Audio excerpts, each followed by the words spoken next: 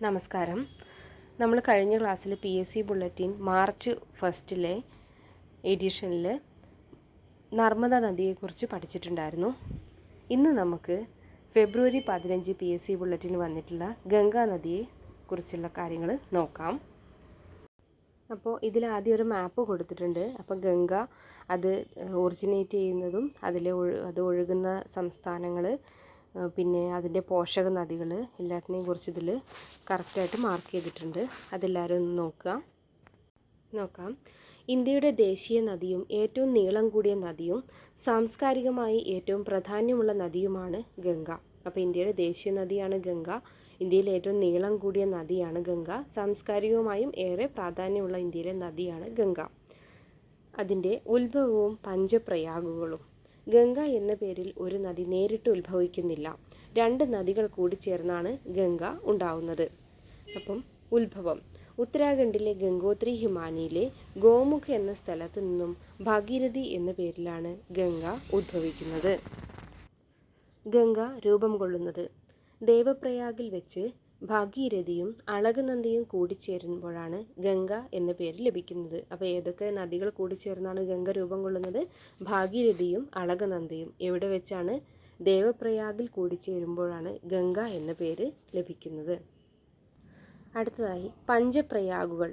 ഓർത്തിരിക്കേണ്ടവ: ഉത്തരാഖണ്ഡിലെ അളകനന്ദ നദി മറ്റ് 5 നദികളുമായി ചേരുന്ന 5 പുണ്യസ്ഥലങ്ങളെയാണ് പഞ്ചപ്രയാഗുകൾ എന്ന് വിളിക്കുന്നത്. ഇവയുടെ ക്രമം വടക്ക് നിന്ന് തെക്കോട്ട്: 1. വിഷ്ണു പ്രയാഗ്. അളകനന്ദ ധൗളി ഗംഗ കൂടിച്ചേരുമ്പോഴാണ് വിഷ്ണു പ്രയാഗ് എന്നറിയപ്പെടുന്നത്. 2. നന്ദപ്രയാഗ്. ഏതൊക്കെയാണ് കൂടിച്ചേരുന്നത്? അളകനന്ദ, നന്ദാകിനി. ഇനി കർണപ്രയാഗ്. അളകനന്ദ, പിണ്ടാർ. രുദ്രപ്രയാഗ്. അളകനന്ദ, മന്ദാകിനി. ദേവപ്രയാഗ്. അളകനന്ദ, ഭാഗീരഥി. ഇത് കൂടുമ്പോഴെന്താണ്? ഗംഗയായി മാറുന്നു. ഇനി ബദരിനാഥ് ക്ഷേത്രം. അളകനന്ദ നദിക്കരയിലാണ് ബദരിനാഥ് ക്ഷേത്രം സ്ഥിതി ചെയ്യുന്നത്. അടുത്തത് കേദാർനാഥ്. മന്ദാകിനി നദിക്കരയിലാണ്, അതായത് രുദ്രപ്രയാഗിന് സമീപമാണ് കേദാർനാഥ് സ്ഥിതി ചെയ്യുന്നത്. ഇനി ഗംഗയുടെ ഗതി. നീളം 2525 കിലോമീറ്ററാണ്. ചില രേഖകളിൽ 2510 കിലോമീറ്റർ എന്നും കൊടുത്തിട്ടുണ്ട്. ഒഴുകുന്ന സംസ്ഥാനങ്ങൾ 5 എണ്ണം. ഏതൊക്കെയാണ് ആ സംസ്ഥാനങ്ങൾ?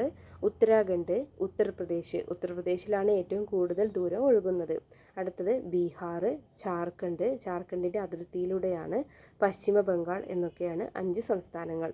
ഉത്തരാഖണ്ഡ്, ഉത്തർപ്രദേശ്, ബീഹാർ, ജാർഖണ്ഡ്, പശ്ചിമ ബംഗാൾ. ഇനി ഗംഗ സമതലത്തിലേക്ക് പ്രവേശിക്കുന്നത് ഹരിദ്വാറിൽ വെച്ച് ഉത്തരാഖണ്ഡിലാണ്. ഒഴുകുന്ന രാജ്യങ്ങൾ ഏതൊക്കെയാണ്? ഇന്ത്യ, ബംഗ്ലാദേശ്. ഗംഗ ഒഴുകുന്ന രാജ്യങ്ങൾ ഏതൊക്കെയാണ്? ഇന്ത്യ, ബംഗ്ലാദേശ്. അടുത്തത് പോഷക നദികൾ. ഗംഗയുടെ ട്രിബ്യൂട്ടറീസ് നോക്കാം. ഇത് 2 തരത്തിലുണ്ട്: വലതുകര പോഷക നദികളും ഇടതുകര പോഷക നദികളും. ആദ്യം വലതുകര പോഷക നദികൾ നോക്കാം. യമുന. ഗംഗയുടെ ഏറ്റവും വലിയ പോഷക നദിയാണ് യമുന. അടുത്തത് സോൺ. മധ്യേന്ത്യയിലെ നിന്ന് ഉദ്ഭവിച്ച് പാട്നയ്ക്ക് സമീപം ഗംഗയിൽ ചേരുന്ന നദിയാണ്, പോഷക നദിയാണ് സോൺ. അടുത്തതാണ് ദാമോദർ.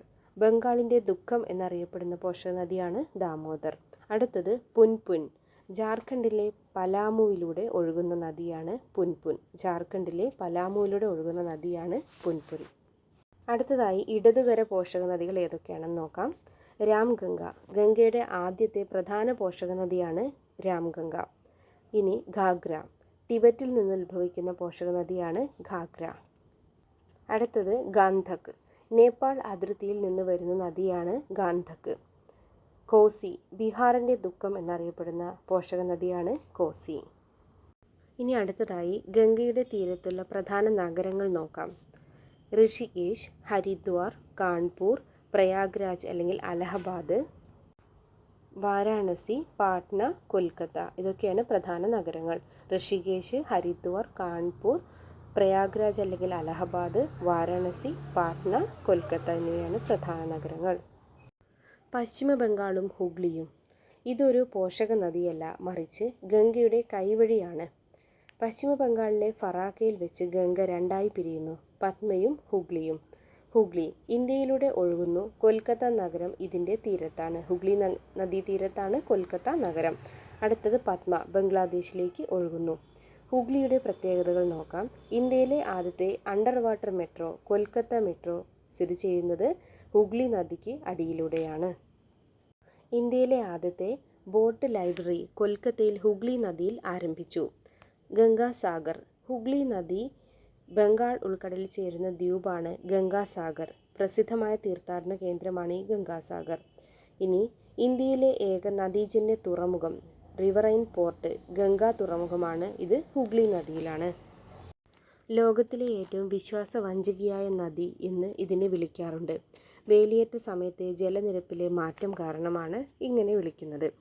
ഫറാക്ക ബാരേജ് നിർമ്മിച്ചിരിക്കുന്നത് ഹൂഗ്ലി നദിയിലേക്ക് വെള്ളം തിരിച്ചുവിട്ട് കൊൽക്കത്ത തുറമുഖത്തെ മണ്ണടിഞ്ഞു പോകുന്നതിൽ നിന്ന് സംരക്ഷിക്കാനാണ്. വിശ്വാസഘാതകിയായ നദി എന്നും ഹൂഗ്ലിയെ വിളിക്കാറുണ്ട്. ദാമോദർ ഹൂഗ്ലിയുടെ പ്രധാന പോഷക നദി. ബംഗാളിൻ്റെ ദുഃഖം എന്നറിയപ്പെടുന്നത് ദാമോദർ നദിയാണ്. പാലങ്ങൾ രവീന്ദ്ര സേതു അല്ലെങ്കിൽ ഹൗറ പാലം, വിദ്യാസാഗർ സേതു, രണ്ടാം ഹൂഗ്ലി പാലം, വിവേകാനന്ദ സേതു എന്നിവയാണ്. ഗംഗയിൽ സ്ഥിതി ചെയ്യുന്ന പ്രധാന പാലങ്ങളാണ് രവീന്ദ്ര സേതു, ഹൗറ പാലം, വിദ്യാസാഗർ സേതു, രണ്ടാം ഹൂഗ്ലി പാലം, വിവേകാനന്ദ സേതു എന്നിവ. ഇനി തുറമുഖങ്ങൾ. കൊൽക്കത്ത ഹാൽഡിയ അല്ലെങ്കിൽ ഡയമണ്ട് ഹാർബർ ഹൂഗ്ലിയിലാണ്. വ്യവസായം. ഇന്ത്യയിലെ ചണ വ്യവസായം ഏറ്റവും കൂടുതൽ കേന്ദ്രീകരിച്ചിരിക്കുന്നത് ഹൂഗ്ലി നദീ തീരത്താണ്. അടുത്തതായി ബംഗ്ലാദേശിലെ ഗംഗ. ഗംഗ ബംഗ്ലാദേശിൽ അറിയപ്പെടുന്ന പേരാണ് പദ്മ. ഇനി ബ്രഹ്മപുത്ര ബംഗ്ലാദേശിൽ അറിയപ്പെടുന്ന പേരാണ് ജമുന. ഗംഗ ബംഗ്ലാദേശിൽ എന്തറിയപ്പെടുന്നു? പദ്മ. ബ്രഹ്മപുത്ര ബംഗ്ലാദേശിൽ ജമുന എന്നും അറിയപ്പെടുന്നു.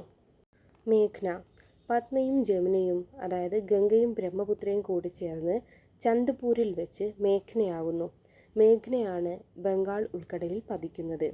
കീർത്തിനാശിനി മേഘ്ന നദീതീരം ഇടിയാൻ കാരണമാകുന്നതിനാൽ പേരിൽ അറിയപ്പെടുന്നു. കീർത്തിനാശിനി അറിയപ്പെടാൻ കാരണം മേഘ്ന നദീതീരം ഇടിയാൻ കാരണമാകുന്നുണ്ട് കീർത്തിനാശിനി എന്നറിയപ്പെടുന്നു. പദ്ധതികളും കരാറുകളും. ഗംഗ ആക്ഷൻ പ്ലാൻ 1986 രാജീവ് ഗാന്ധി ആരംഭിച്ചു. എന്തിനാണ്? ഗംഗയിലെ മലിനീകരണം കുറയ്ക്കാൻ വേണ്ടി. അടുത്തത് നമാമി ഗംഗ 2014 നരേന്ദ്രമോദി സർക്കാർ കൊണ്ടുവന്ന ശുചീകരണ പദ്ധതിയാണ് നമാമി ഗംഗ. അടുത്തത് ഗംഗാ ജല കരാർ 1996 ഇന്ത്യയും ബംഗ്ലാദേശും തമ്മിൽ ദേവഗൗഡയും ഷെയ്ഖ് ഹസീനയും ഒപ്പുവെച്ചു. ഫറാക്കയിൽ വെച്ചുള്ള ജലവിതരണവുമായി ബന്ധപ്പെട്ടതാണ് ഗംഗാ ജല കരാർ 1996. മഹാകാളി കരാർ ഇന്ത്യയും നേപ്പാളും തമ്മിൽ. മഹാകാളി നദി ഗംഗയുടെ പോഷക നദിയായ ഘാഗ്രയുടെ ഭാഗമാണ്. തെഹ്രി ഡാം ഭാഗീരഥി നദിയിലാണ് നിർമ്മിച്ചിരിക്കുന്നത്. ഇന്ത്യയിലെ ഏറ്റവും ഉയരം കൂടിയ അണക്കെട്ടാണ് ഈ തെഹ്രി ഡാം. മറ്റ് പ്രധാന വിവരങ്ങൾ. ദേശീയ ജലജീവി ഗംഗാ ഡോൾഫിൻ അല്ലെങ്കിൽ സുസു. ശുദ്ധജലത്തിൽ മാത്രമേ ഇവ ജീവിക്കുകയുള്ളൂ.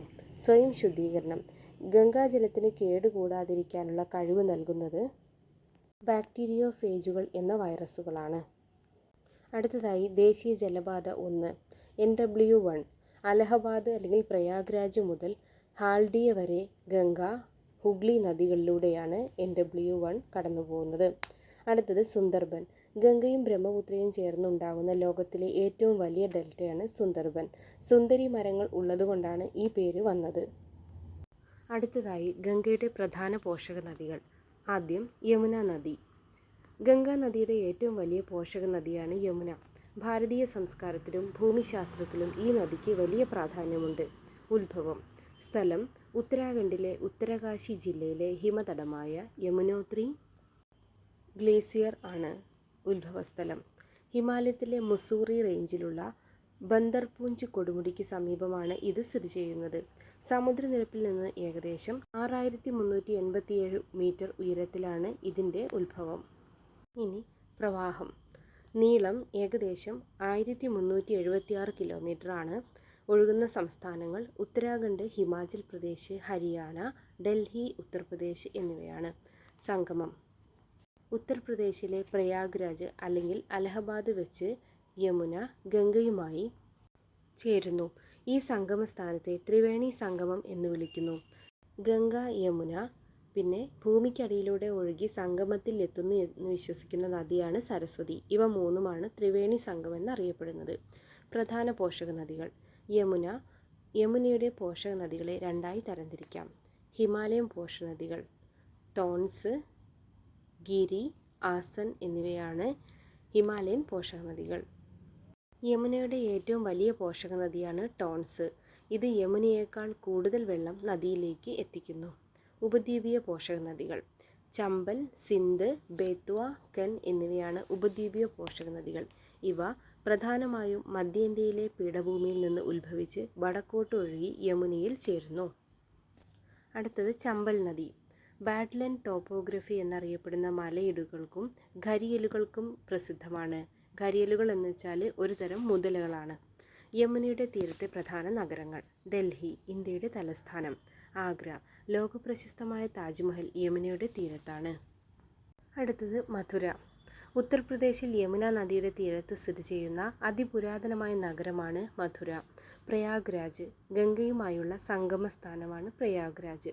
പ്രധാന അണക്കെട്ടുകളും കനാലുകളും: ലഖ്വാർ വ്യാസി അണക്കെട്ട് ഉത്തരാഖണ്ഡിൽ, ഹത്തിനികുണ്ട് ബാരേജ് ഹരിയാനയിൽ ആണ്. ഇവിടെ നിന്നാണ് പടിഞ്ഞാറൻ യമുന കനാൽ ആരംഭിക്കുന്നത്. ഇനി കനാലുകൾ: പടിഞ്ഞാറൻ യമുന കനാൽ, കിഴക്കൻ യമുന കനാൽ എന്നിവയാണ് പ്രധാന കനാലുകൾ. ഇനി പാരിസ്ഥിതിക വെല്ലുവിളികൾ: ലോകത്തിലെ തന്നെ ഏറ്റവും മലിനമായ നദികളിലൊന്നായി യമുന, പ്രത്യേകിച്ച് ഡൽഹി ഭാഗത്ത് മാറിക്കഴിഞ്ഞു. മലിനീകരണം കാരണം പലപ്പോഴും ഈ നദി ഒരു അഴുക്കുചാൽ എന്ന് വിളിക്കപ്പെടുന്നു. അതായത് ഡൽഹി ഭാഗത്താണ് ഏറ്റവും കൂടുതൽ മലിനീകരണപ്പെട്ട് കാണപ്പെടുന്നത്. അമോണിയയുടെ അളവ് കൂടുന്നതും ശൈത്യകാലത്ത് നദിയിൽ വിഷപ്പത രൂപപ്പെടുന്നതും വലിയ വാർത്താ പ്രാധാന്യം നേടാറുണ്ട്.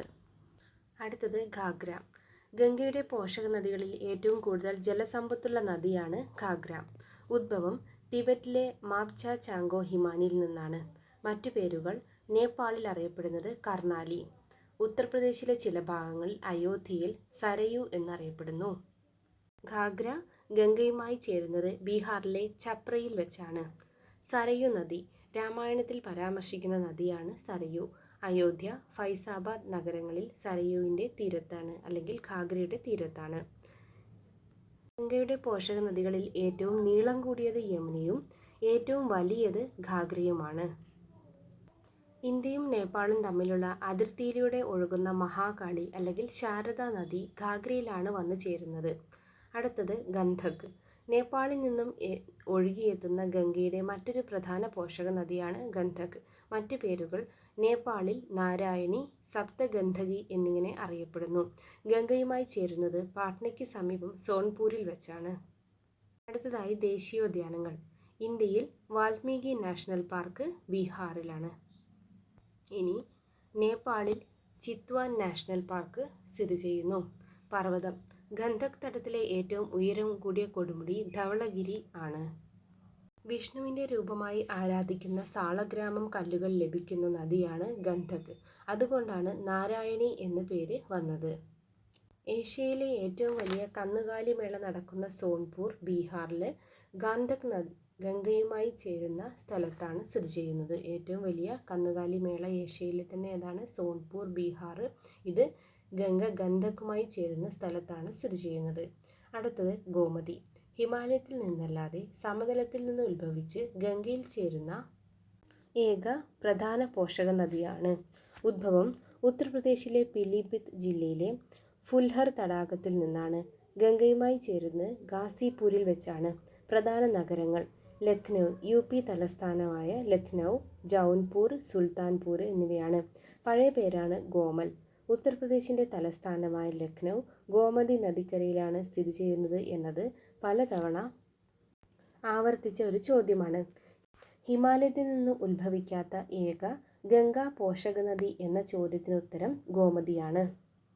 അപ്പോൾ ഇത്രയാണ് PSC ബുള്ളറ്റിൻ ഫെബ്രുവരി 15 എഡിഷനിൽ ഗംഗാ നദിയെക്കുറിച്ച് കൊടുത്തിട്ടുള്ളത്. അപ്പോൾ എല്ലാവരും വീഡിയോ കാണുക, നന്നായിട്ട് പഠിക്കുക, സപ്പോർട്ട് ചെയ്യുക. Thank you for watching.